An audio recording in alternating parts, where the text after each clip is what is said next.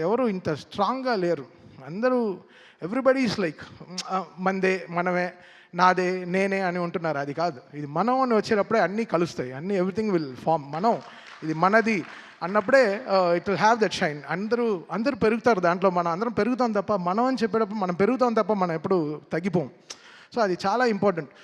అందరూ ఛానల్ దొరికితే వెళ్ళి సలహాలు ఇస్తున్నారు తప్ప, ప్రొడక్షన్ ఆఫీస్‌కి వచ్చి మాట్లాడితే ఇంకా వాళ్ళు ప్రొడ్యూసర్స్ వాళ్ళకి ఇంకా బలం వచ్చేది. చాలా బలం వచ్చేది.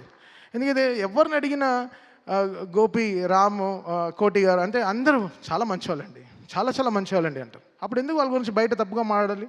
వచ్చి ఆఫీస్‌కి రండి, కూర్చొని మాట్లాడి క్లోజ్ చేయండి. ఛానల్ మైక్ దొరికితే ఎక్కి మాట్లాడడం తప్పు కదా! అందరూ ఎక్కడికెళ్ళి ల్యాండ్ అవుతుందనేది చూడాలి. సో ఇండస్ట్రీలోనే ఒక యూనిటీ లేదు. మీరందరూ కలిసి ఉండే సమయం వచ్చింది. ఈ పాటికి మీరందరూ చాలా గట్టిగా కూర్చొని ఒక సినిమా రిలీజ్ అవ్వాలంటే అందరూ కష్టపడి అందరం కలిస్తేనే ఒక సినిమా రిలీజ్ అవుతుంది.